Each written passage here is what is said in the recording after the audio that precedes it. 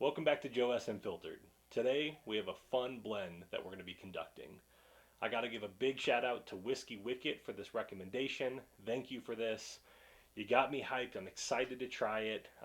He was talking, some pretty big stuff about this blend, saying that it's beat out some other blends, and I believe he also said it might have beat out, some of the Pappies. So very curious to see how this blend is. This is a blend of rare breed and Russell's 10. This right here is 2 parts rare breed, 1 part Russell's 10.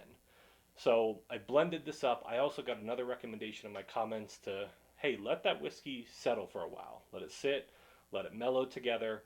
So I did that this time. I actually have capped it in a Glen. This is a nice airtight seal on the Glen. So none of the ethanol or the vapors got out of it. I've let this sit here for I think the last 3 or 4 days or so to really let the two whiskeys blend together and mellow. So what we're going to do is we're going to open this up. I'm going to go in for the nose, we'll go in for the palate, and we'll give this a grade. So let's go ahead and get rolling.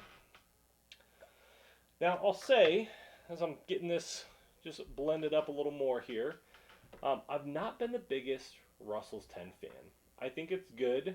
A lot of people say, hey, if you can't find Eagle Rare, pick up this. I don't always agree with that. I think it is tasty. I just don't know if I could say it's better than an Eagle Rare. But everyone's got their own palate. Myself, it's going to differ than anyone else. Now, rare breed, I have historically liked. Sometimes I've had some batches that are a little harsh up front. Some batches are really, really good. So this batch I know is tasty and good. And this Russell's 10 I know is a good one here. So I'm really excited to see how this blend turns out, what I get here. So let's go ahead and go in for the nose. Oh, it smells like a Brown Forman product. There's like a little hint of banana in there, cherries, almost like a fruit roll up. Very sweet on the nose. Smells great. Oh, there's a little bit of a cinnamon spice in there.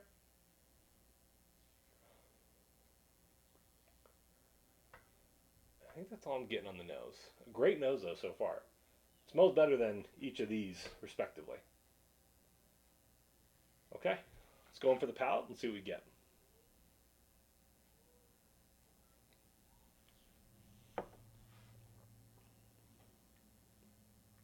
Oh my goodness. Wow.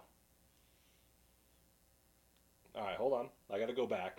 I'm not going to come out and say anything wild just yet, but I will say I'm impressed off that first sip. That was really, really good. Let's go in for another sip.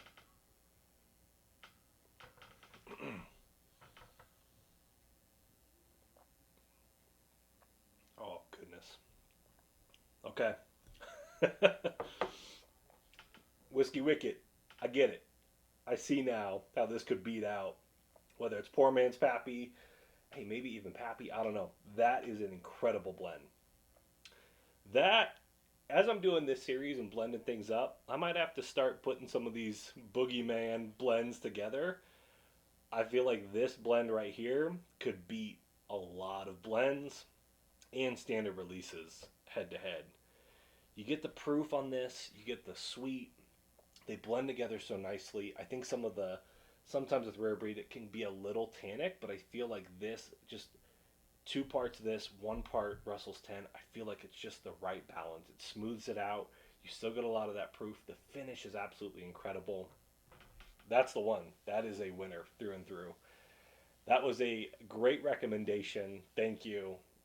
Let me know in the comments if there's other blends you think I should try. I have so many different bottles. Let me know and I'll see if I have those bottles that I can pull out and blend up. But this is a great one. I'm pleasantly surprised. I'm gonna have to add this to the list, and I'm about 50% on this, getting close to 50% on this one. I think as I'm getting down a little further on this one, I'm gonna have to maybe make a Frankenstein blend here and keep that on the shelf. That's delicious. So I appreciate you tuning in as always. Thank you. We'll catch you in the next one. Cheers.